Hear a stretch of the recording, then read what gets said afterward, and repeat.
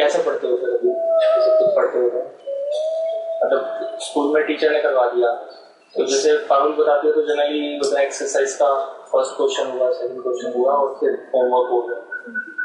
तो फिर मतलब घर पे कैसे करते हो, कुछ सेल्फ स्टडी से कैसे करते हो जाते हैं मतलब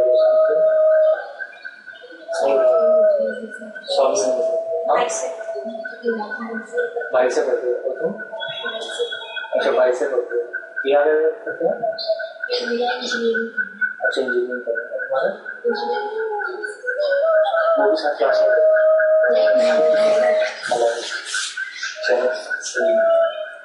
तो एक्चुअली जो मैंने ये वाला सेशन मतलब जो मैं फादर से कह रहा था करने के लिए, तो मेरा एम क्या है कि मतलब मैथ्स तो तुम पढ़ ही रहे हो और तुम्हारी डिफरेंट क्लासेस में आता रहेगा कि 8, 9, 10, 11, 12 को चलता रहेगा। पर मेरे को जो जैसे पढ़ा के पता चल रहा है कि जिस तरह से हम पढ़ते हैं मैथ्स को वो शायद उतना सही पैटर्न नहीं है और इसकी वजह से प्रॉब्लम आती है। मैथ्स डिफिकल्ट लगता है वैसे तुम लोगों को? लगता है। और क्या टॉपिक उसमें सबसे ज्यादा डिफिकल्ट लगता है? ज्योमेट्री। कई बच्चों से बात की और उनका सबका यही वाला क्वेश्चन आता है कि मतलब फारूक कई बार सुन चुकी है कि सबका कॉमन पहले इसने खुद ही बोला ना कौन सा मुश्किल लगता है, ज्योमेट्री होगा। ऐसे क्यों लगता है कि ज्योमेट्री मुश्किल क्यों होती होगी मतलब बाकी सब टॉपिक्स में? नहीं बता कोई बात। तो जो ये वाला सेशन रहेगा तो बेसिकली इसमें मैं टारगेट करने वाला हूँ हाउ टू स्टडी मैथ्स। मेरा नाम विकास है अगर तो मैं सॉफ्टवेयर कंपनी में इंजीनियर हूँ, ठीक है। पर समाव मेरा खुद का इंटरेस्ट था मैथ्स में और मतलब खुद पढ़ के देखा तो लगा कि मतलब पढ़ाने का देखना चाहिए। पर जब मैं देखा हूँ तो पता चल रहा है कि बच्चों को बहुत ही डिफिकल्टी आ रही है मैथ्स में। तो उसका रीजन मेनली है कि हमें ठीक से नहीं पता कि मैथ्स को स्टडी कैसे करना चाहिए और इसीलिए ज्यादातर बच्चों को लगता है कि मैथ्स डिफिकल्ट है। ऐसा हुआ होगा कि अगर किसी सब्जेक्ट का टीचर अच्छा है तो तुम्हें वो सब्जेक्ट पसंद आने लगता है, हुआ ऐसा कभी स्कूल में? जैसे मान लो कि केमिस्ट्री की अभी केमिस्ट्री अलग से नहीं आई होगी, मान लो साइंस के टीचर अच्छे हैं, अगर वो टीचर अच्छे हैं तो सब्जेक्ट इंटरेस्टिंग हो जाता है।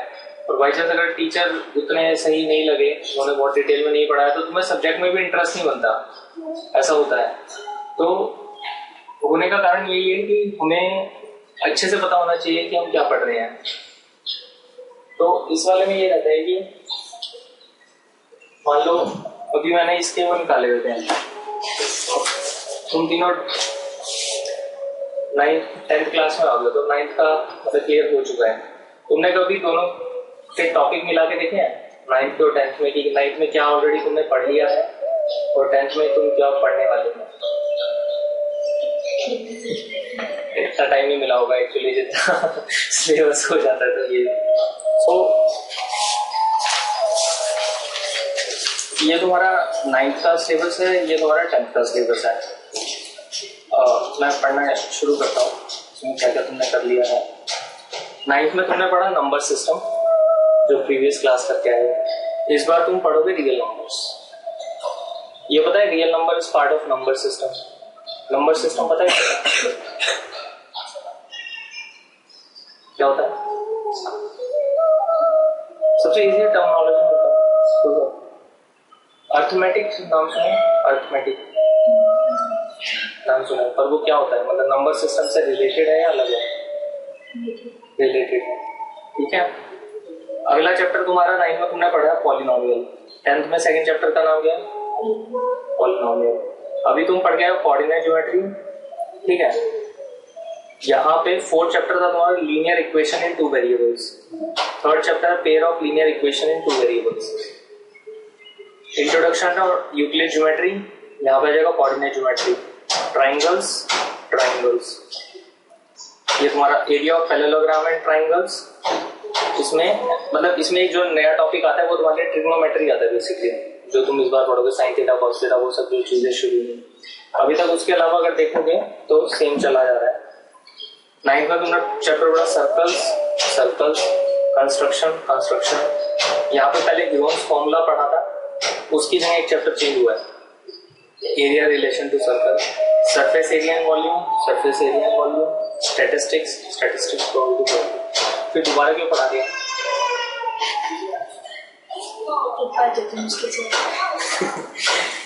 एक बार इतनी मुश्किल से हुआ था तो दोबारा क्यों पढ़ा दिया?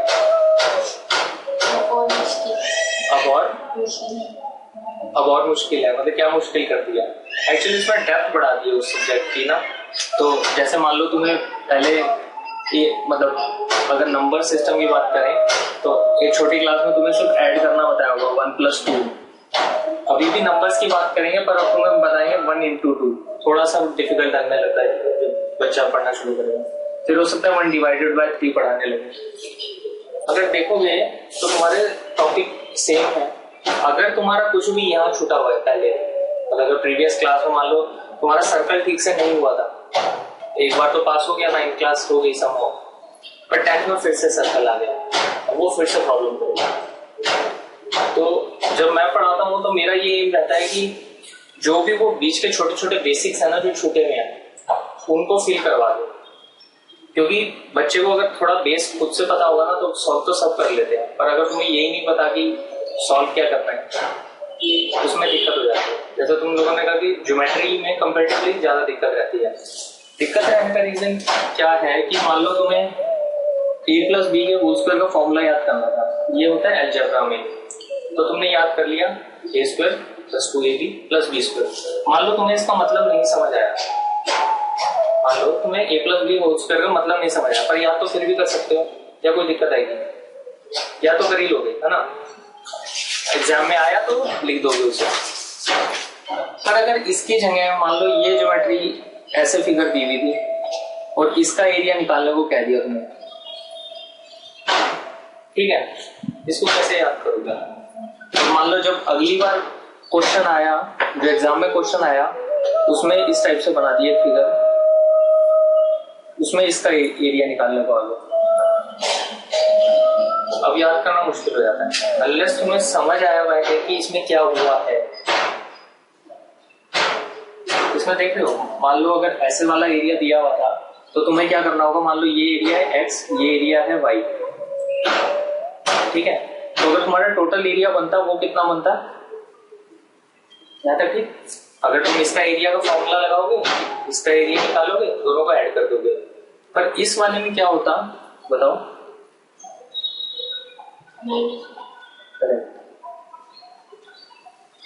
पर इस चीज को समझने में भी थोड़ा टाइम लग जाता है, क्योंकि ज्योमेट्री उतने से क्लियर नहीं है। तुम्हें लगेगा ये कोई अलग से फिगर है क्या, इसका कोई फॉर्मूला था क्या जो मैंने याद ना किया हो, ऐसे वाली चीजें आने लगती है। तो ज्योमेट्री में क्या चीज है कि तुम याद कम कर पाते हो। अगर तुम्हें फिगर देख के समझ आ रहा है, मान लो कि तुम्हारी पैरेलल लाइंस बनाई हुई है, उसमें ऐसे एंगल बना रखे हैं और उसने कहा कि interior opposite angle alternate angle ये इक्वल है, अगर तुम्हें समझ आ रही है तो तुम्हें पता है। और कल को हो सकता है वो पैरेललोग्राम ऐसे बनाएगा और उसमें ऐसे लाइन काटेगी और वो फिर कहेगा ये वाले दोनों एंगल इक्वल है। अगर इसको देखोगे, इसको चार्ट को मैं ऐसे बनवा दूं तो यही वाली चीज बन जाएगी, पर ये तब समझ आएगा जब तुम्हें ये दोनों एंगल की पोजीशन पता है। अगर नहीं पता तो इस वाले में तुम्हें नहीं पता चलेगा कि ये दोनों एंगल इक्वल है, क्योंकि समझने वाला काम ज्यादा है ज्योमेट्री में, इसीलिए वो याद नहीं हो पाती है। तो अगर तुम्हें समझ आ गई तो वो ऐसे हो जाएगी, और अगर नहीं आई तो वो नहीं हो पाएगी, और क्योंकि चीज नहीं हो पाती तो फिर वो मुश्किल लगती है। करेक्ट। अभी जैसे तुमने वो अभी एक बच्चे को कर रहा था तो तुमने स्क्वायर्स पढ़े हैं, मतलब स्क्वायर एंड स्क्वायर रूट्स पढ़े है ना? 5 का स्क्वायर क्या होता है? 5 का स्क्वायर और 6 का, ठीक है। ज्योमेट्री में स्क्वायर बनाए क्या? स्क्वायर रेक्टेंगल स्क्वायर करा होगा, ज्योमेट्री पढ़ी है। क्वेश्चन हमेशा थोड़ा एक स्टेप पीछे से जाके शुरू करना चाहिए। ज्योमेट्री थोड़ी बहुत पढ़ी है।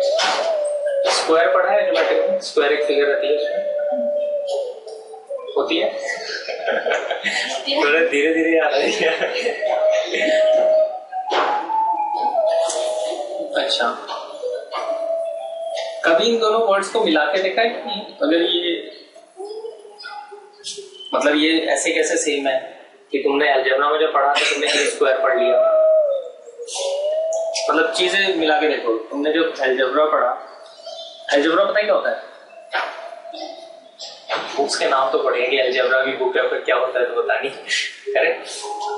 अरिथमेटिक, अलजेब्रा, ज्योमेट्री, इन तीनों में क्या फर्क है? बहुत पुरानी क्लास में कई 100 साल पहले की बात है जब ये चीजें पढ़ाई गई। अच्छा, तुम लोग पढ़ते कैसे? जैसे भैया पढ़ाते हैं तो वो कैसे पढ़ाते हैं? मतलब जैसे स्कूल में तो ये पैटर्न हुआ कि तुम्हें क्वेश्चन करा दिया और घर पे घर पे भैया कैसे पढ़ाते हैं? अब स्कूल तो फिर सॉल्व करवाते हैं। अच्छा, और रिवीजन करवाते हैं। कभी तुम बुक खुद पढ़ते हो बिसाइड्स सॉल्विंग प्रॉब्लम्स? काम ही नहीं पड़ा, टाइम नहीं मिलता। जैसे इसमें मान लो इंट्रोडक्शन टू 173 पेज में मैं ट्रिग्नोमेट्री वाले पे जा रहा हूँ क्योंकि ये तुम्हें करवा दिया स्कूल में। अब स्कूल में टीचर ने क्या किया, बुक खोली, वो थोड़ी सी अगर कोई मेजर थ्योरम है तो वो बता दी, करेक्ट, और वो फिर एक्सरसाइज पे गए, यहाँ के 1-2 क्वेश्चन हो गए तो बाकी होमवर्क मिल गया। तुमने क्या करना शुरू किया? तुमने अगर कहीं ट्यूशन पढ़ी है या जिससे भी घर में पढ़ रहे हो, उन्होंने तुम्हें बाकी क्वेश्चन करवा दिए, ऐसे ही करते हो। पर मतलब जिसने एनसीईआरटी ने जो बुक्स बनाई उसने ये वाले पेज क्यों डाले? अगर इन पेजेस का एक्चुअली देखो तो तुम्हारी क्लास में यूज नहीं हुआ, तुमने ये बुक खरीदी, तो अगर कुछ ऐसा होता वो सिर्फ एक्सरसाइज ही बना बना के दे देते हैं तो एक पतली सी किताब तुम्हारे हाथ में होती, इतना वजन नहीं उठाना पड़ता, क्योंकि एक्चुअली पढ़ा है कभी ये वाली चीज नहीं पढ़ी है ना। तो ये क्यों बनाई गई थी? ये बनाई गई थी एक्चुअली पढ़ने के लिए। पर वही मैं कह रहा हूँ ना, हाउ टू स्टडी मैथ्स, क्योंकि हम उन्हें उसे पढ़ा ही नहीं तो एक्चुअल स्टडी पढ़ने का मेथड क्या होता है? ये चीज पता है कि अगर तुम्हें कोई चीज स्टोरी के हिसाब से समझाई जाए तो तुम्हें ज्यादा अच्छे से समझ आती है।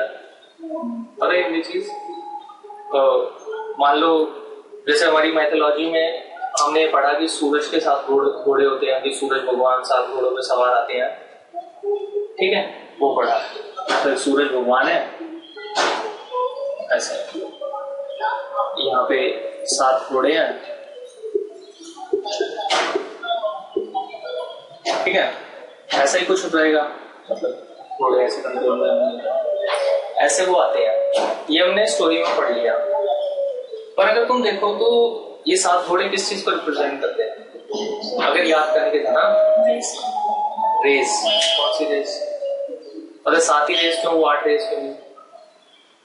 मतलब 7 ही घोड़े क्यों? मतलब हम ये भी देखो सूरज भगवान 5 घोड़ों पे आते हैं। एक याद करने का तरीका था, सूरज भगवान 7 घोड़ों पे आते हैं। अगर तुमने ये याद किए भी होंगे क्योंकि वो साइंस वाले याद करा देते हैं। याद क्या है? अभी नहीं याद किया, नहीं आया। जो रेज होती हैं वो 7 कलर्स से मिलकर बनती है, जो कहते हैं रेनबो के कलर्स होते हैं 7 कलर्स। वो कौन से 7 कलर्स होते हैं? वो विब्ग्योर कहते हैं, वॉयलेट, इंडिगो, ये वाले कलर्स होते हैं। हाँ, नहीं तो कलर्स तो वही रहते हैं। बेसिकली वो ये बताने के लिए था कि जो सूरज भगवान की वो रेज आती हैं, बेसिकली वो 7 कंपोनेंट से मिलके बनी है। तो अगर तुम किसी चीज को होता है ना विजुलाइज करने, लोगों कार्टून में होता नहीं, चीज को विजुलाइज करने का एक तरीका बनाते हैं। कार्टून क्या बनती है, जो तुम सोच रहे हो उसको करने का तरीका होता है, वो किसी के सर पे ऐसे मारा और वो फोड़ा निकल गया था एकदम, ऐसे एक्चुअली थोड़ी ना निकलता है। अरे याद करने का तरीका है कि मजा आने लगता है उसको देखने पे, समझ गए। तो एक तरीका था कि विब्ग्योर याद कराने के लिए कि सूरज भगवान का 7 घोड़ों पे सवार होके आते हैं। अब एक्चुअली एक ढंग से हो सकता है उन्होंने वो साइंस ही बताई हो कि उसका अगला पार्ट ये आता है कि वो 7 घोड़े किस चीज को रिप्रेजेंट करते हैं, पर हमने कहीं वो नहीं पढ़ा। हमने बस ये पढ़ा कि सूरज भगवान आते हैं 7 घोड़ों पे आते हैं, ये हमारी कोई धार्मिक किताब में लिखा होगा, और फिर साइंस में जाके पढ़ते हैं विब्ग्योर कि सूरज सन रेज से 7 कलर्स होते हैं, उसके कॉम्पोनेंट होते हैं।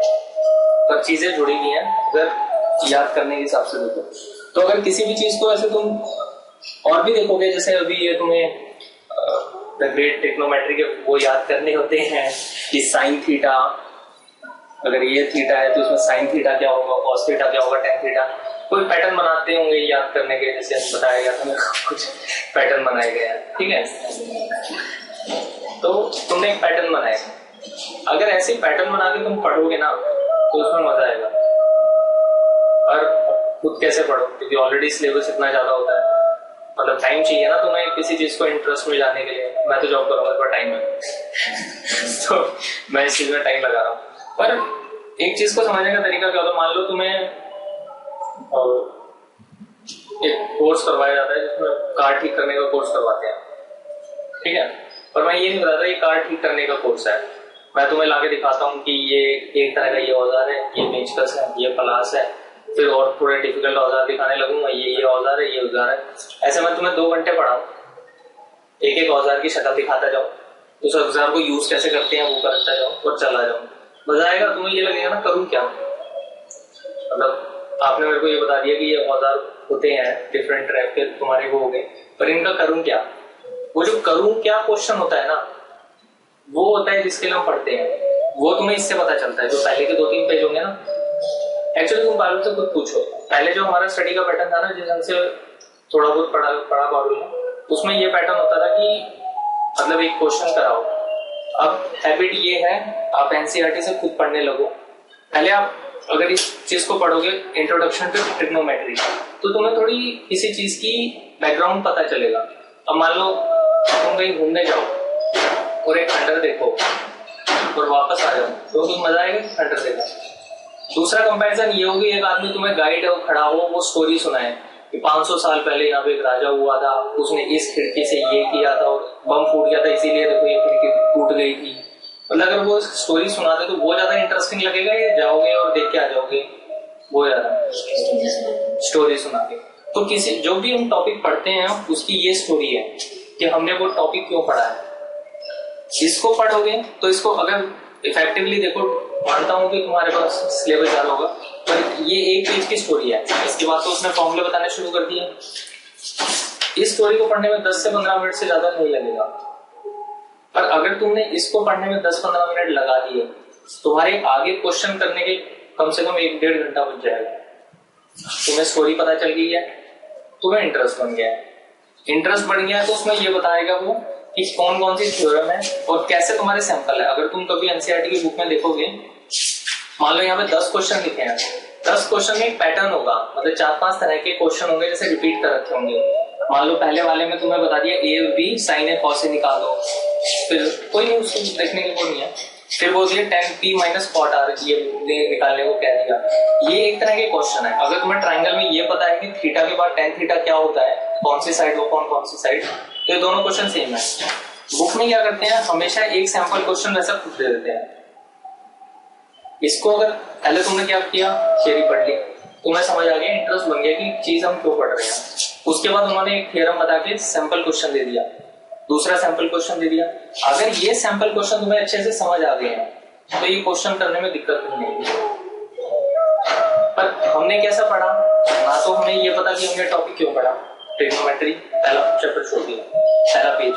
दूसरी बात आई कि क्वेश्चन को सॉल्व कैसे करते हैं, हमने वो भी छोड़ दिया। हम डायरेक्ट यहाँ पे आ गए। यहाँ पे अब तुम खुद सोच के देखो मुश्किल आएगी या नहीं आएगी। आनी है क्योंकि ना तुम्हें ये पता कि वो वैल्यू है भी क्या, ठीक है। अब जैसे मैं तुम्हें वो स्क्वायर और वो वाली चीज बताता, ये तो मैंने बताई एक चैप्टर की।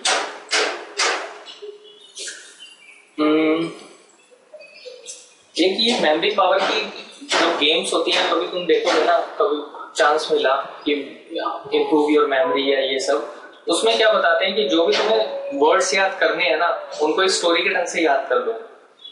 मान लो तुम्हें ये याद करना हो ब्लैक ब्राउन रेड, तो एक स्टोरी बना के देखो कि ब्लैक मतलब रात को एक मतलब ब्राउन हॉर्स पे तुमने एक रेड मतलब ड्रेस पहने हुए आदमी को देखा, तो अब तुम्हें ये वाली चीज नहीं भूल पाओगे। अगर वैसे तुम थे तो पता नहीं कौन से 3 कलर थे वो शायद भूल जाओ, पर एक रात को तुमने ब्राउन हॉर्स पे रेड ड्रेस पहने आदमी को देखा, ये आसानी से नहीं भूल पाओगे, पर वैसे भूल जाओगे कि पहले क्या पढ़ा था, ठीक है। तो ये होता है कि उस चीज को स्टोरी बना के पढ़ना होता है, पर स्टोरी बनाने में टाइम लगता है।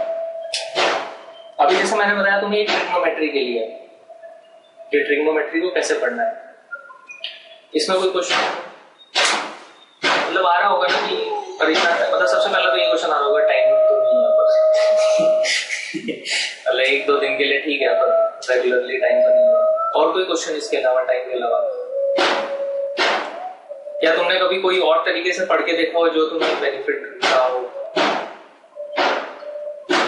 नहीं।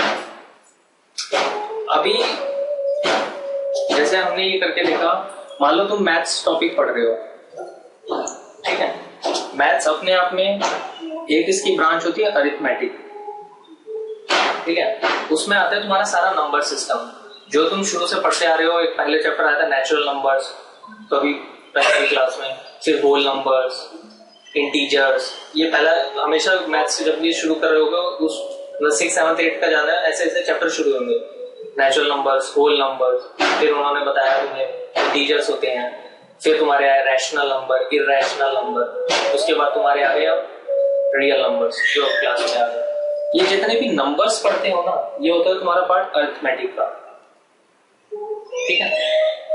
उसके बाद जब भी तुम उसमें एक वेरिएबल डालते हो x, let it be x, तो टोटल नंबर विल बी, ऐसे करके जहां पे भी वो वेरिएबल आ जाता है वो हो जाता है तुम्हारा अलजेब्रा, ठीक है। यहाँ तक इसके बाद जब तुम उसको फिगर्स में समझते हो तो वो बन जाती है ज्योमेट्री, ठीक है, मैथ्स, अरिथमेटिक, अलजेब्रा, ज्योमेट्री। अभी तक हमने क्या करता है ना कि जब बुक पढ़ते हैं तो ये होता है कि कहीं अरिथमेटिक वर्ड पढ़ा है पर उसको मतलब नहीं पता होता कि हम कहाँ पढ़ रहे हैं। अलजेब्रा भी वर्ड पढ़ा हुआ है, कहीं पे सुन लिया था, पर ये नहीं पता कि हम जो चैप्टर पढ़ रहे हैं वो क्या है। अब अगर हम अपना यहाँ से ये चैप्टर उठा लें 10th का, तो अब इसको डिवाइड करने लगोगे, रियल नंबर्स तुम्हारा अरिथमेटिक का पार्ट जाएगा, तुमने पॉलिनोमियल्स पढ़ना है वो सब अलजेब्रा इसमें आ जाएंगे, जैसे ट्राइंगल्स आएंगे, कोऑर्डिनेट ज्योमेट्री, ये सब तुम्हारी ज्योमेट्री हो जाएगी, ठीक है। मतलब घर में सोच के देखो, अगर तुम्हें कभी अपनी अलमारी, जो भी तुम्हारी अलमारी रहती होगी, जो भी सामान रहता होगा, वो अगर ऐसे ठूस दें, जैसा मैंने ये वाली अलमारी लगा रखी है अपनी, मान लो इसमें मैं ऐसे ठूस दूं, जो टिपिकल होती है ना कि लड़के रखते हैं अपनी अलमारी, वो ज्यादा आसान रहेगी या उसको थोड़ा सेक्शन वाइज लगा दूं ढूंढने में? सेक्शन वाइज लगाना आसान रहेगा। तुम्हारी मेमोरी में भी अगर तुम चैप्टर्स को ऐसे पढ़ोगे, मैंने मैथ्स पढ़ा, प्रीवियस क्लास में मैंने एक सेक्शन ये पढ़ लिया था, हो सकता है उसमें जब तुम्हें पढ़ाया उसमें इस डेप्थ पर पढ़ाया, नेक्स्ट क्लास में इस डेप्थ तक, तुम्हें ये नहीं पता कि पिछली क्लास में तुमने किस डेप्थ तक पढ़ा है, तो तुम क्या करते हो, भूल जाते हो कि तुमने पहले कुछ पढ़ा है, दोबारा से नया पढ़ने लगते हो, ठीक है। अब उसको सेग्रीगेट करिए, अरिथमेटिक, अलजेब्रा, ज्योमेट्री, ठीक। अब चीजें मिलती कैसे हैं, मैं अब बेसिकली जो ये चीज बता रहा था, तो ये बताना चाहता है कि दो टॉपिक हो सकता है एक प्रॉब्लम हो पर उसको समझने के तरीके अलग अलग टॉपिक में हो। जैसे अभी हमने एग्जांपल जो लेंगे वो है स्क्वायर का। तुमने जब अलजेब्रा पढ़ा तो मतलब नंबर थ्योरी पढ़ी तो तुमने यहाँ पे पढ़ा 3 स्क्वायर इज इक्वल टू 9, ठीक है, यहाँ पे ये पढ़ा। अलजेब्रा पढ़ा तो वहां पे हो सकता है तुम्हें ये पढ़ा x स्क्वायर होता है, if x is equal to 3 तो 3 स्क्वायर आ जाएगा विच इज 9। अलजेब्रा में तुम x वेरिएबल लगाते हो, उसको ऐसे पढ़ोगे, यहाँ पे भी तुमने इसे स्क्वायर बोला, यहाँ पे भी x स्क्वायर बोला। ज्योमेट्री में भी तुम स्क्वायर पढ़ते हो पर तब ऐसे नहीं याद करते, तब तुम ऐसे स्क्वायर बनाते हो, पर यहाँ पे भी इसे स्क्वायर बोलते हो। कोइंसिडेंटली इतना पढ़ते हुए तुमने अभी तक जैसे 10th क्लास में आ गए, पर कभी ये ध्यान दिया कि ये तीनों टॉपिक में स्क्वायर वर्ड कॉमन कैसे है? टाइम नहीं लगेगा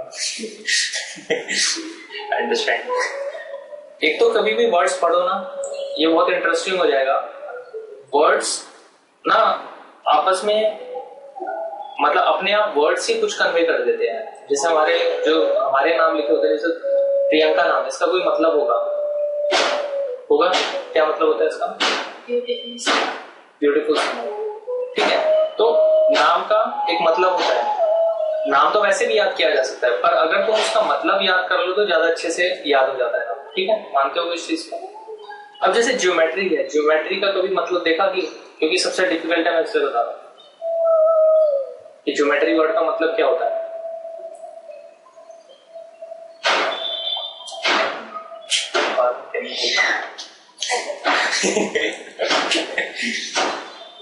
ज्योमेट्री वर्ड दो वर्ड से मिलकर बना है, जियो और मेट्री। मेट्री जिस भी वर्ड क्या होता है, इट्स टू मेजर।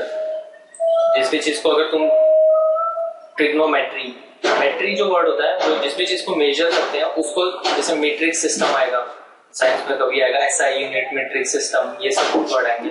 तो किसी चीज को जो मीटर मेजर करते हैं तो उसको कहते हैं मेट्री। जियो किसको कहते हैं?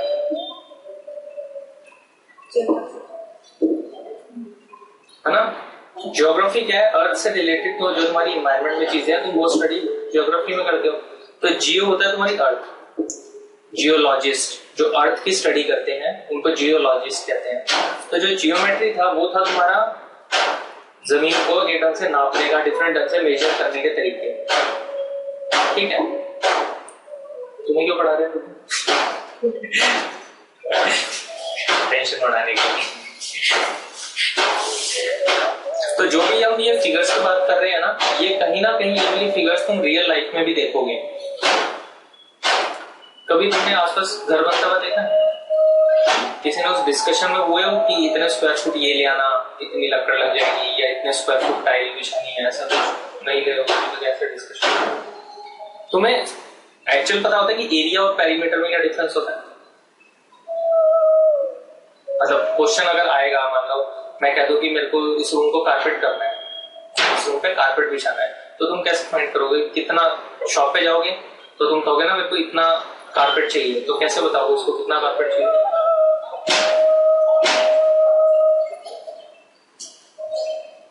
मतलब एक तो ये बात कि कितना कारपेट चाहिए, फिर वहां पे ये कंपैरिजन आ जाएगा कि वो ऐसा बताएगा कि पर स्क्वायर फीट ये वाला कारपेट इतने रेट का, ये वाला कारपेट होता है ना, वैरायटी होगी। तो तुम फिर अपनी पॉकेट के हिसाब से इवैल्यूएट करके बताओगे कि मेरे को इतने वाला कारपेट दे दो। तुमने ज्योमेट्री पढ़ ली है, और जो मैं बताने वाला हूँ वो ऑलरेडी तुम प्रीवियस क्लास में पढ़ चुके हो। एरिया स्क्वायर पढ़ा होगा, साइड स्क्वायर तो तुम पढ़ चुके हो। कैसे करोगे रियल लाइफ सिनेरियो? या फिर मान लो मैं ऐसा कह दूं कि एक मैट खरीद के ले आओ जो इस पे पूरा कवर हो जाए, जो ये ग्लास वाली ऊपर स्लैब है इस पे कवर हो जाए, तो तुम क्या लेके जाओगे और कितना कॉस्ट करेगा वो मेरे को कैसे लाके बताओगे? साइड मेजर करके ले जाओगे। और रेट कैसे निकलेगा इसका? अब मान लो ग्राफ पेपर यूज तो किया होगा पहले तुमने। इसका जो एक अंदर का छोटा वाला स्क्वायर है वो कितने, क्या लेंथ होती है उसकी? ग्रीन लाइन नहीं पड़ी हुई होती है 10 क्या? अभी यूनिट क्या है? 10 सेंटीमीटर। एक मिनट, जो एक छोटे वाला बक्सा होता है ना, अगर वो देखोगे वो 1 सेंटीमीटर का होता है। 10 तुम्हें इसलिए याद आ रहा है क्योंकि उनमें 10 छोटी छोटी लाइनें होती हैं, इसलिए वो मिस हो गया। तो वो 10 सेंटीमीटर नहीं है, जो ये एक बक्से की बात कर रहे हो वो 1 सेंटीमीटर है। 1 सेंटीमीटर लेंथ होती है, और जब एरिया को करते हैं तो क्या बोलते हैं यूनिट को? Square centimetre. हाँ तक ठीक पता है तुम्हें? अब मान लो मैं 3 की बात करता हूं और एक यहाँ पे स्क्वायर बनाते हैं, अलजेब्रा वाला पार्ट बताते हैं जिससे तुम चीजों को रिलेट करोगे कि कैसे होता है। मान लो ये तुम्हारा स्क्वायर है,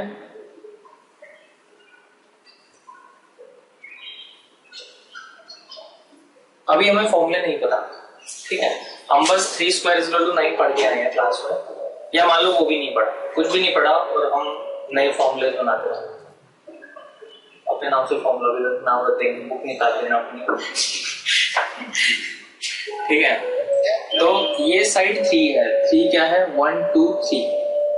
तो अगर ये सेंटीमीटर या जो भी इसकी यूनिट होती है, मान लो सेंटीमीटर, तो 1 सेंटीमीटर इतना होता, 2 सेंटीमीटर इतना होता, 3 सेंटीमीटर इतना है, करेक्ट? ऐसे ही यहाँ पे होता 1 सेंटीमीटर, 2 सेंटीमीटर, 3 सेंटीमीटर। ये ठीक है, 1 सेंटीमीटर, 2 सेंटीमीटर। पेरीमीटर इसमें क्या होता है? पेरीमीटर होती है इसकी बाउंड्री। ठीक है, बाउंड्री क्या है तुम्हारी? ये चीज। तो जिस पे मैंने ये घुमाया, मैं इसको ऐड करने लगता हूं। साइड मान लो मैं जैसे वो कई बार होता है कि कई पार्क बने हुए होते हैं जहाँ पे ऐसे वो ट्राइंगल या वो बना रखे होते हैं। मान लो मैं यहाँ से वॉक करना शुरू हुआ, मैंने कितना किया 1 सेंटीमीटर 2 3 मतलब एक साइड ट्रेवल कर लिया, फिर सेकेंड साइड, तो अभी मैंने टोटल मेरा कितना मैं वो कर चुका हूँ distance travel, side plus side, ठीक है। फिर मैं यहाँ पे आया, फिर मैंने ये ट्रेवल किया प्लस साइड, फिर मैं यहां से यहाँ पे आया प्लस साइड, तो कितना हो गया 4 इंटू, ये तुम्हारा पेरीमीटर का फॉर्मूला रहता है, याद नहीं करना पड़ा, हमें देख के पता चल रहा है कि ऐसे है तो क्या है। कल को अगर ये स्क्वायर ना हो गया तो मैं रेक्टेंगल याद करना पड़ेगा है, तो वैसे हमें याद होता है कि रेक्टेंगल का भी क्या है, क्या होता है 2l + 3 ब्रैकेट, ठीक है। यहाँ पे अब हम इसको याद नहीं करते, हम अपने आप फॉर्मूला बनाते हैं। ये distance l + b + l + b, तो कैसे लिखेंगे l + b + l + b, कितना हो गया 2l + b, कोई याद नहीं करना पड़ा, हमें ये फॉर्मूला दिख रहा है, ऐसे होता है। अभी ये वाला आया पेरीमीटर, पर हमें करना था कि स्क्वायर वर्ड में क्या रिलेशनशिप है। पेरीमीटर हो गया, पेरीमीटर ये होता है, स्क्वायर होता है ये पूरा ढका हुआ, यही कहते हैं ना जब भी तुम्हें एरिया निकालना होता है तो बेसिकली वो इस पूरे को करते हैं।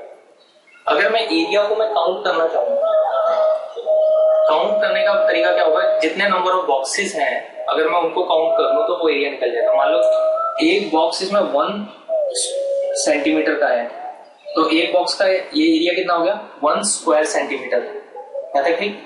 अगर इसकी एक साइड 1 1 मान लूं मैं, तो इसका जो एरिया हो गया वो कितना हो जाएंगे 1 स्क्वायर सेंटीमीटर, ठीक है। ऐसे कितने स्क्वायर सेंटीमीटर है मेरे पास,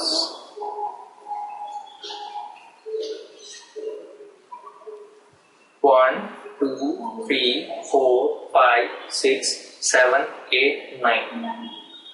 तो अगर मैं इस टोटल एरिया को छोटे स्क्वायर सेंटीमीटर में डिफाइन करना चाहूँ तो मेरे पास 9 स्क्वायर सेंटीमीटर निकल के आते हैं। हमें हमारा अंदर से दिमाग कह रहा है हाँ वो तो पता ही था क्योंकि एरिया वही होना है वो एक अलग चीज थी। मैं अभी क्या कह रहा हूँ, हमें नहीं पता, ए स्क्वायर तुम्हें नहीं पता, ये काउंट किया पहले हमने, ऐसे शायद काउंट नहीं किया हो कि ग्राफ में ऐसे तुम्हारा एरिया होता है। अब यहाँ पे कुछ दिख रहा है 3 स्क्वायर = 9, इसका मतलब अगर 3 साइड का एक स्क्वायर बनाया जाए तो there will be 9 square of 1 centimetre या 1 यूनिट, सेंटीमीटर नहीं होता 1 यूनिट बोलते हैं, कोई भी यूनिट होती है। तो 3 स्क्वायर = 9, इसका मतलब 3 के स्क्वायर का एरिया इज 9, 3 स्क्वायर = 9। तो जो तुमने अरिथमेटिक में पढ़ा वही तुम्हारी ज्योमेट्री बता रही है और तुम्हें कोई फॉर्मूला याद नहीं करना पड़ रहा। अब बात यह है कि ये तो चलो हमने काउंट कर लिया, अब क्वेश्चन अगर हमको ये आ जाता है कि 65 4 का साइड है और उसका एरिया निकालो, तो क्या हम काउंट करने बैठेंगे? पॉसिबल नहीं है ना कि आप 64 बनाओगे, तो हमें तो कोई फॉर्मूला ही चाहिए ऐसे काउंट करने वाला को ढूंढने का। कभी याद है बहुत ही छुटपने में हमें वो 5 एप्पल बनाते थे और 5 एप्पल दिखाते थे, उनसे कहते काउंट करो कितने एप्पल्स हैं। जब हमें एडिशन सिखाया जा रहा था कि 10 एप्पल बना दिए, काउंट करो 10 एप्पल्स। पर जब मल्टीप्लिकेशन पढ़ाने जब उन्होंने शुरू किया तो वो किस ढंग से पढ़ाया कि अगर मान लो मतलब जब ऐड पढ़ा रहे थे तो वो कहते एक एप्पल बना हुआ है, दूसरा एप्पल बना हुआ है, तीसरा एप्पल बना हुआ है, चौथा एप्पल बना हुआ है। तो ऐसे तुमने काउंट कराना शुरू किया। मान लो जब उन्होंने हमें मल्टीप्लाई करना सिखाया कि कितनी डॉट्स हैं, तो कैसे मल्टीप्लाई करते हो? अगर मान लो ऐसे डॉट्स हैं तो टोटल कितनी डॉट है? एक तरीका होता तुम काउंट करते 1 2 3 4 5 6 7 8। दूसरा तरीका ये होता है जो तुम मल्टीप्लिकेशन करते हो, मल्टीप्लिकेशन बताती है बेसिकली 4 × 2। तो अगर तुम एक रेक्टेंगल को विजुलाइज करोगे तो जो तुम मल्टीप्लिकेशन करते हो वो बेसिकली इसको मल्टीप्लाई करने का तरीका है 4 × 2। अगर तुम्हारे पास डॉट ऐसे लिखी होती 1 2 3 4 ये और ये होता है 4 + 2, 4 डॉट्स प्लस 2 डॉट्स। मान लो मैं तुमसे कहूं कि मैं तुम्हें 4 रुपए दे रहा हूं, मैं ये वाला एग्जाम्पल इसलिए लेता हूँ क्योंकि पैसे वाले एग्जाम्पल आजकल बड़े जल्दी से समझ आते हैं, और कुछ आए या ना आए।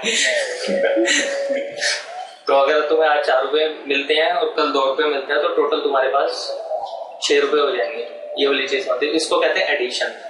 यहाँ तक ठीक। पर अगर मैं कहूँ तुम्हें रोज 4 रुपए मैं 30 दिन तक देता रहूं, रोज की रोज 4 रुपए 30 दिन तक देता रहूं, तो टोटल कितने रुपए हो जाएंगे तुम्हारे पास? 120। दिमाग ने उसको मल्टीप्लाई कर दिया। यहाँ तक ठीक, क्योंकि हम इस प्रॉब्लम के यूज टू हो चुके हैं। अगर तुम देखोगे कि प्रॉब्लम क्या हो रही है, पहले दिन तुम्हें 1 2 3 4 रुपए मिले, दूसरे दिन 1 2 3 4 मिले, तीसरे दिन 1 2 3 4 मिले, ऐसे ऐसे करते 30 दिन तक 1 2 3 4 मिल रहे हैं। अगर तुम इसको कैलकुलेट करने लगोगे, सम करने लगते हैं, रोज बच्चों की आदत होती है ना, फिर से वो अपना पिगी बैंक खोलेंगे और उसमें आज कितने सीखोगे 1 2 3 4 5 6 7 8, तीसरे दिन फिर 4 मिले, फिर 1 2 3 4। अगर तुम ऐसे करोगे तो भी 120 आएगा। पर तुम क्योंकि तुमने ज्यादा मैथ सीख लिया तो तुम्हें पता है कि जितने दिन थे, जितने रोज मिल रहे थे, इनको मल्टीप्लाई करोगे तो तुम्हारे पास आंसर आ जाएगा। याद है ठीक। अगर यही चीज मैं यहाँ पे कहूँ, अगर 3 स्क्वायर 9 जब तक स्क्वायर आए तब तक तो तुमने वो कर लिया। अगर मैं तुम्हें कह देता कि एक की साइड 30 ना होके 30 है, 3 ना होके, तो सम तो करोगे नहीं, यहाँ पे भी 30 होंगे, तो इसका एरिया क्या होगा? This into this, this into this. Simple. याद नहीं करा, हमें देख के पता है कि जब ऐसे प्रॉब्लम लिखी होती है तो उसको मल्टीप्लाई करते हैं। अगर तुम देखोगे तो तुमने ये ए साइड इंटू ए साइड, साइड इंटू साइड निकाल दिया, जो तुम्हारा एरिया आ गया। हमने फॉर्मूला याद नहीं किया अभी तक। आसान बात क्या है कि अगर कल तुम ऐसे वाला रेक्टेंगल बना के भी पूछ लेगा ना, मेरे को अभी भी याद नहीं करना पड़ेगा, क्योंकि वहां पे मैं सिंपली एल इंटू बी कर दूंगा।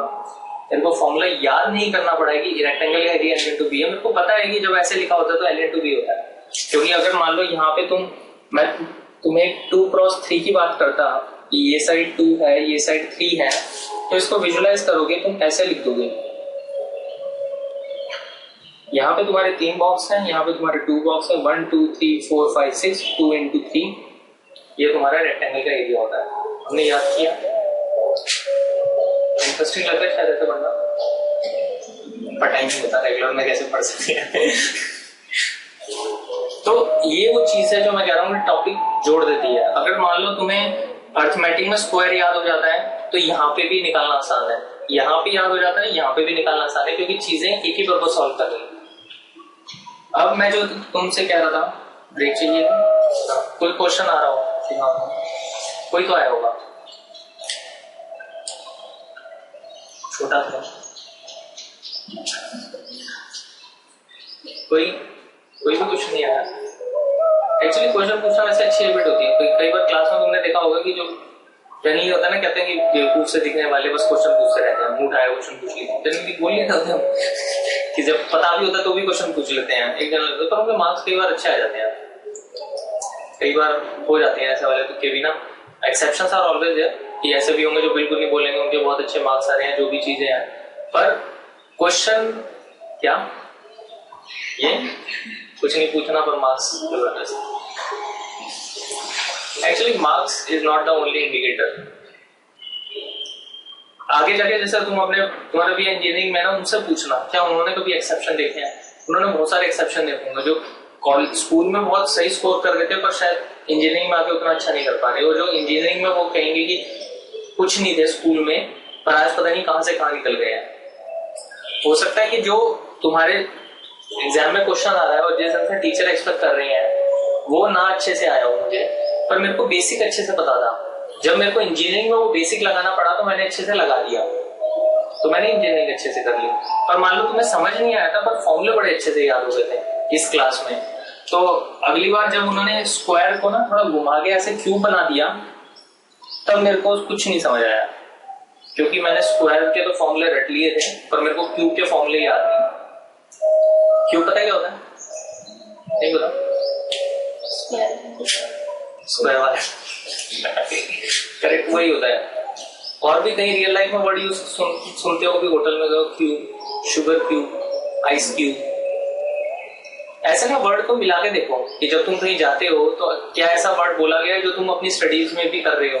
अगर तुम शुगर क्यूब को उठा के देखोगे तो बेसिकली वही क्यूब ही है वो, इसीलिए उसका नाम भी क्यूब है, शुगर क्यूब।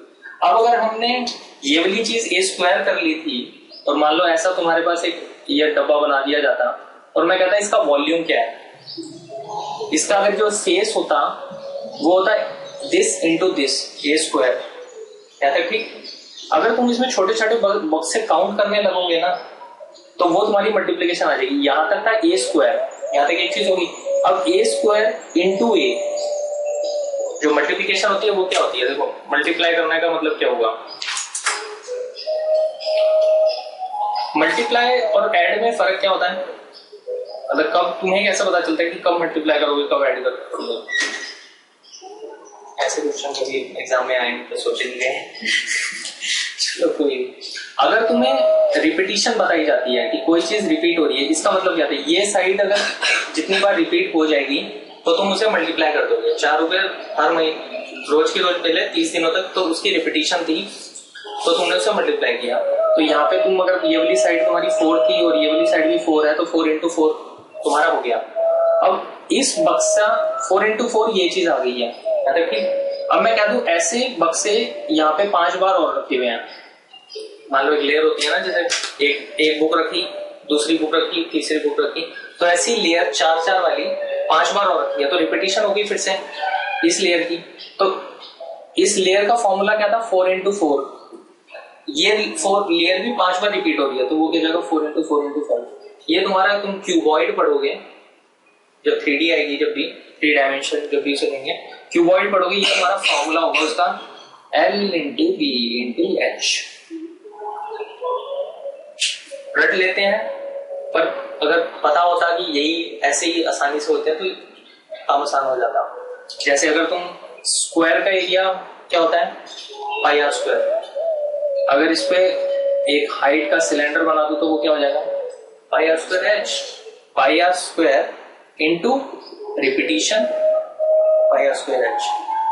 ऐसे ही अगर उसका सरफेस एरिया निकालना हो, surface 2 pi r into height repetition, ऐसे हो रही है ना। एक लेयर की ये तो 2 पाई आर, एक रिंग के ऊपर एक रिंग रखो वही होगा ना, एक रिंग दूसरी रिंग, ये वाली रिंग, ये वाली रिंग, ये रिंग है 2 pi are 1 second third fourth, जितनी हाइट तक रखी 2 पाई आर एच, वो तुम्हारा उसका सरफेस एरिया होगा सेकंड। तुमने देखा हुआ है, अगर मान लो अगर यहाँ से ढक्कन बंद कर दिया, जैसे ये तुम्हारा 2 पाई आर बन गया था, ऊपर ढक्कन बंद कर दिया 2 pi r h plus pi r square, ऊपर जो ढक्कन बंद किया नीचे जो ढक्कन बंद किया plus pi r square, total surface area of a cylinder 2 pi r square, नीचे और ऊपर वाला प्लस 2 पाई आर एच। उसको कंबाइन करके लिख देगा जो फॉर्मूला बच्चे रटते हैं। तुम्हारा फॉर्मूला आ गया, टोटल सरफेस एरिया आ गया पाई आर स्क्वायर। विजुलाइज करके बता रहा हूँ, मतलब मैं वैसे नहीं कह रहा तुम्हें फॉर्मूला रटा, तुम्हें बस एक सर्कल का फॉर्मूला रट दिया था पाई आर स्क्वायर वाला। पाई आर स्क्वायर प्लस बीच वाला 2 pi r h plus pi r square, ठीक है। इसको लिख देंगे तुम्हें 2 pi r square plus 2 pi r h. कई बार इसमें से कोई कॉमन ले लेता है 2 पाई आर तो वो याद करा देगा 2 pi are are plus H. बच्चे क्या करते हैं, इसको रटते हैं क्योंकि उन्होंने कभी ढंग से सोचा नहीं है तो रटना ही पड़ेगा। तो इसको रटेंगे, इसको अलग से रटेंगे, कोई और फॉर्मूला होगा उसको भी अलग से रटते जाएंगे, एग्जाम में करेंगे। अगर उन्होंने थोड़ा सा चक्कर बदल दिया क्वेश्चन में कि ढक्कन से एक तरफ से या दूसरी तरफ से नहीं है, इसमें क्या कर सकते हो, कुछ नहीं पता। अगर ये क्वेश्चन आ गया कि ढक्कन लगा हुआ है नीचे से है ऊपर से ढक्कन नहीं लगा हुआ तो सरफेस एरिया करो, फॉर्मूला ही नहीं याद किया, हो ही नहीं सकता। और अगर तुमने समझा होता तो तुम्हें बस ये पता ढक्कन नहीं है तो 1 पाई आर स्क्वायर घटे आएगा, यहां से सॉल्व हो जाएगा। तो इसका मतलब मैं ये नहीं कह रहा कि मतलब किससे पढ़ो, जिससे भी पढ़ रहे हो स्पेंड सम टाइम। ये जो शुरू की एक्सरसाइज होती है उसमें थोड़ा सा टाइम निकालो, उसे पढ़ के देखो, एकदम मजा बहुत आएगा। और ये तो मैंने सिर्फ एक लेवल की बात करी है, मतलब पहला लेवल क्या होगा, अगर सबसे बड़ी चीज ये होगी ना कि घर जाके तुम्हें कैसे ये चीज हेल्प करेगी, ठीक है। अपने फ्रेंड्स में भी ये चीज स्प्रेड करो कि मतलब मैंने पब्लिक को क्या वो करा कि फ्रेंड्स को स्प्रेड करो। बात ये नहीं है कि हम लोग ट्यूशन सेंटर एम है कि ट्यूशन तो सेंटर ऑलरेडी बहुत चल रहे हैं, तुम जहां पे भी पढ़ रहे हो सेल्फ स्टडी करो। मैं तो बल्कि बहुत खुश होता हूँ जो बच्चे सेल्फ स्टडी करके पढ़ते हैं, ठीक है, क्योंकि वो बेस्ट वे है। जनरली जो बच्चे ट्यूशन पढ़ते हैं उनका पहला एम ये होता है कि खुद टिक के बैठ के नहीं पढ़ा जाता। अगर कोई बच्चा खुद भी 2 घंटे पढ़ लेगा ना तो वो अपने आप कर लेगा, पर वो खुद से नहीं बैठा जाता, इसीलिए हम ट्यूशन में जाते हैं। मतलब 80-90% बच्चों का यही पर्पज सॉल्व हो रहा है, ट्यूशन में कोई उन्हें अलग से नहीं सिखाया जा रहा है।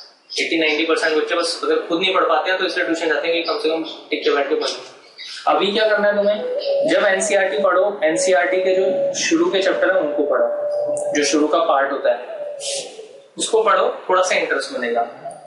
दूसरी चीज क्या करनी है, जो भी वर्ड पढ़ो उसको इमेजिन करो कि जैसे आइस क्यूब, शुगर क्यूब, अब ये होने वाला है तुम्हें, मतलब 1-2 दिन में ना फिर से कहीं ना कोई क्यूब दिखाई देगा और फिर याद आएगा। ऐसा होता है जब कोई वर्ड पढ़ोगे ना तो तुम्हारे अभी कहीं ना कहीं कोई बात में आएगा, आइस क्यूब देना, शुगर क्यूब देना, या हो सकता है कोई मूवी देख रहे होगे, टीवी में कुछ सीरियल देख रहे होगे, उसमें वो कंटेक्स्ट आ जाएगा, याद अच्छे से हो जाता है।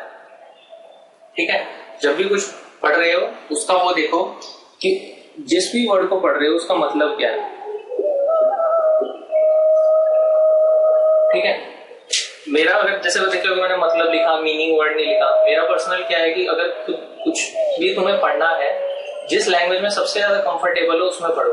जैसे मान लो अगर यही सेशन मैं पूरा इंग्लिश में दे रहा होता तो तुम्हें इक्वली मिलता है या थोड़ा अब शायद ज्यादा मिल गया, अब शायद ज्यादा मिल गया। अगर यही चार सारी, जैसे कभी होता है कि कोई जैसे हैरी पॉटर मूवी है, मेरे को हैरी पॉटर मूवी हिंदी में देखने में ज्यादा मजा आता है क्योंकि सारे सीन और सारे डायलॉग समझ आते हैं।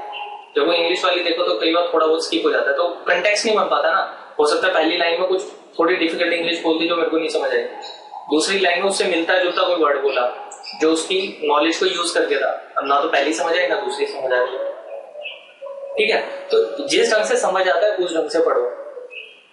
ठीक है, पर वर्ड्स के मतलब निकालो। जियोमेट्री वर्ड का क्या मतलब होता है, एक बड़ा इंटरेस्टिंग वो होगा, साइन वर्ड का मतलब देखना कि साइन वर्ड कहां से आया है, कहीं से ढूंढना या फिर आपको बताइए साइन वर्ड का इंटरनेट पर ढूंढना कि साइन वर्ड कहां से आया है। जो इसका टेक्निकल चीज होती है इसको कहते हैं एटिमोलॉजी।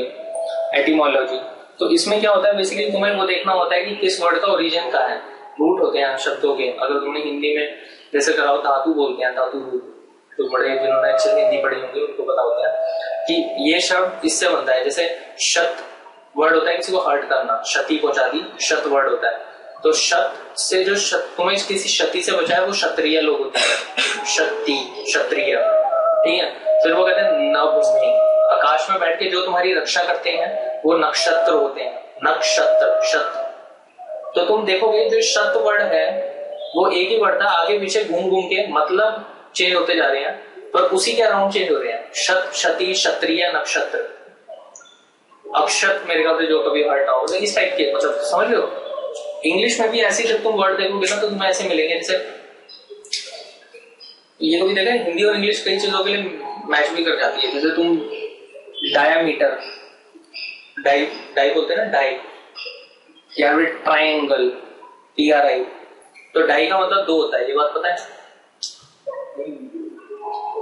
पता है? ट्राई मतलब 3 होता है।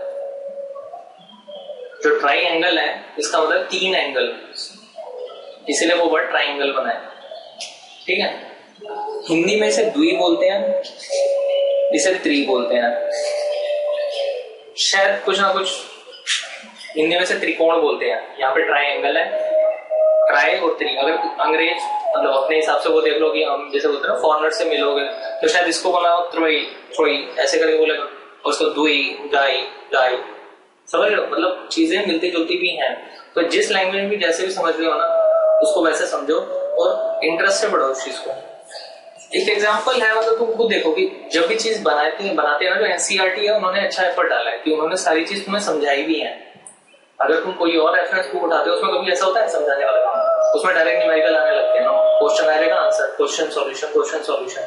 जो समझाने वाला काम है वो सिर्फ एनसीईआरटी कर रही है। अब ये सोचो ये तुम्हें ऐसी फिगर क्यों बना के दे रहे हैं, अगर प्लेन पेज होता और डायरेक्ट तुम्हारे लिए अगर वो क्वेश्चन लिख दिए होते तो इतनी मेहनत क्यों करी गई एनसीईआरटी द्वारा, है नहीं? कि एक लड़की यहाँ पे खड़ी है और वो कुछ देख रही है और वो देख रही है क्या उसकी हाइट है, क्या वो है, यहाँ पे बच्चे हैं, वो दिखा रखे हैं वो नाव चला रहे हैं, वो किस स्पीड से चला रहे हैं। एक कोई सोच रही है what is the probability of promotion. यही सारी चीजें तुम्हारी बुक के अंदर टॉपिक बन जाएंगे। यहाँ पे एक बच्चा ये क्या ऑफिस से वहां तक जाने का भी कितना डिस्टेंस आएगा, क्या आएगा। फिर ये बच्चे दिखा रखी है स्कूल जा रही है। अगर तुम और देखोगे, ये मेरे को अभी देखते हुए लग रहा है ये जो तुम्हारी कंस्ट्रक्शन होती थी ना वो नहीं बनी हुई। देखो ये सर्कल है, अगर बीच में से यहाँ पे कुछ करा, एक कट यहाँ पे लगता, ऐसे वो आर्क नहीं मारते थे तुम कुछ भी बनाने के लिए। ये एक आर्क बनी, ये एक आर्क लगा, ये एक आर्क, मतलब वो भी चीजें बना रखी है। मैंने भी देखते देखा नहीं था, आर्क भी मार रखा है। चीजें क्या है कि तुम समझो उस चीज को, तुम्हारे पास तुम उसमें इतना नहीं मारो। मैं बस 2 मिनट का एक चीज और करवा देता हूँ जो मैं कहता रियल काउंटिंग है। अब जैसे इसका निकालना होता, घर में भी तुम कॉपी पर से करके देख सकते हो किसी भी चीज का निकालना हो। तो अब तुम्हें ये पता है, मान लो ये यहां से करा, ये 19 इंच आ गया, ठीक है। इसको करा 15 इंच मान लो आ जाता है, तो इसका एरिया कितना हो गया 19 इंच। 19 इंटू 15 स्क्वायर इंच, यहां तक ठीक। तो total area 19 into 15 square inch बोलूंगा मैं से। मैं जब वहां पे जाऊंगा तो वो मेरे को बताएगा हमारे यहाँ जो पर स्क्वायर फीट है, मान लो वो कहते हैं 100 रुपए पर स्क्वायर फीट का कालीन, मतलब जो भी इस पे मैट बिछाना है वो 100 रुपए पर स्क्वायर फीट का है। तो फिर क्या करूंगा, वो बोल रहा है 100 रुपए पर स्क्वायर फीट उसका रेट है। तो इसका क्या होगा 19 15 जो भी चीज आएगी तुम्हारी उसको तुम इंच से फीट में चेंज करोगे। जो फीट आएगा, मान लो जो तुम्हारा आ जाता है यहाँ पे 4 फीट आ जाता है, 4 स्क्वायर फीट आ जाता है। 1 स्क्वायर फीट का रेट है 100, 4 स्क्वायर फीट का रेट हो जाएगा 400, ठीक है। तो जो हम घर पे ये पढ़ते हैं, मान लो जिसने मकान बनाया होगा तो उसने कहा होगा कि एक जो ये मार्बल की एक ये जो पड़ा हुआ है, मान लो इसका रेट बता दिया होगा 3000 का एक है, तो उसने टोटल करा होगा। साइड वाली लेंथ अलग से निकली हुई है पट्टी। तो अगर तुम देखोगे ना, जो माना ना जियोमेट्री, तुम्हारे सारी मेजरमेंट हो रही है। ये तुम्हारे लिए स्क्वायर है, वहां पे तुम रेक्टेंगल फाइंड करोगे, उसके पीछे ये पतली पट्टी है, ये भी एक रेक्टेंगल बनेगा। अगर वो तुम्हें क्यूब करवाता है तो हो सकता है क्यूबॉइड, ये कमरे का तुम कर लो। मान लो मैं करवाना चाहूंगी, मेरे को इस पर आजकल वो पेपर आना लगा है ना, पूरी दीवारों पे पेपर करवा देते हैं, तो वो करवाना हो तो जमीन भी ऊपर भी सब जगह एक जैसा करवाना, तो एकदम से ये तुम्हारे क्यूबॉइड का सरफेस एरिया हो गया, ठीक है। वॉल्यूम, अगर तुम्हें कोई बर्तन मिला हुआ है उसमें कुछ सामान डाल के लाना है कुछ भी, तो तुम उसका वॉल्यूम देखोगे। तो अगर कोई भी तुम ऐसी वाली चीज रियल लाइफ में देखते हो ना, मेरे को किसी ने बताया था एक्चुअली जो मैं इसका लेक्चर है ना, कि बच्चों को इसी टाइप के वो होमवर्क देते हैं कि मान लो जो डेस्क पे बैठे हो उसका एरिया निकाल के बताओ, टोटल एरिया। तो जो डेस्क में अगर ऊपर लगा हुआ है उसका, उसके नीचे लगा हुआ है उसका, मतलब अगर तुमसे पूछो कितने स्क्वायर फीट वुड लगी हुई है उसमें, तो जैसे हमारे में जो होता था कि ऊपर एक वुडन वो लगा होता था, नीचे लगा हुआ था तो कुछ कॉपी रखने के लिए जिस पे बैठे हो वो वुडन था, 3 चीजें हो गई। तो उसकी इंडिविजुअल तुम लेंथ नापी, लेंथ ब्रेथ नापी, उसका एरिया प्लस नीचे वाले का उसका एरिया जिस पे बैठे। तो इस टाइप की उनको असाइनमेंट दिए गए, तो शायद अगर ऐसे असाइनमेंट दो तो ज्यादा अच्छे से समझ आए। अगर मान लो मैं तुमने कहता हूँ इसके और इसके बीच में क्या एंगल है, तो एक ज्यादा अच्छे से समझ आ जाता है कि मैं उसको कॉपी में बना के दिखाता हूँ ये कितना एंगल है? और अगर ये ऐसे गिर जाता तो मतलब अगर ये फर्श में क्या एंगल हो रहा होगा, मतलब अगर ये तुम्हारा वो 0 है जो तुम नीचे बनाते हो, ये और ये कितना एंगल हो रहा होगा 180, ठीक है। तो इस टाइप की अगर तुम कभी भी कोई चीज बना के देखो, छोटे एंगल ऐसे बना दिया, और ये एक तो उसको विजुअलाइज करो, दूसरा मतलब अच्छे से लो, बुक पढ़ना पहले तो थोड़ी उसकी हैबिट में, वर्ड का मतलब निकाल के पढ़ो। जो भी ये मतलब तुम जोड़ सकते हो, जैसे मैंने जोड़ा ना स्क्वायर और वो वाला, अभी जो स्क्वायर तुमने अलजेब्रा तो इसमें पढ़ा है अरिथमेटिक में, और वही तुम वहां पे पढ़ रहे हो। अगर एक टॉपिक ऐसे पढ़ लेते हो ना, तो तुम्हारे सोचो इधर अलग लिखा हुआ है, इधर चैप्टर अलग लिखा हुआ है, एक कंसेप्ट समझ आने से तुम्हारे 2 चैप्टर एक साथ खत्म हो गए, है ना। एरिया ऑफ रेक्टेंगल खत्म, एरिया ऑफ तुम्हारा स्क्वायर खत्म, पेरीमीटर खत्म, बहुत सारी चीज बेसिक हो गई। जैसे अभी पढ़ रहा था सिलेंडर है पाई आर स्क्वायर एच, मतलब एक चीज समझ आ गई तो आगे की चीजें तो उसके ऊपर अपने आप ही बनती रहेंगी। ऐसे मतलब टॉपिक पढ़ के बनाओ, और कभी भी टाइम मिले ना इनकी थोड़ी सी हिस्ट्री में जाके देखो कि ये सब्जेक्ट पढ़ते ही क्यों है।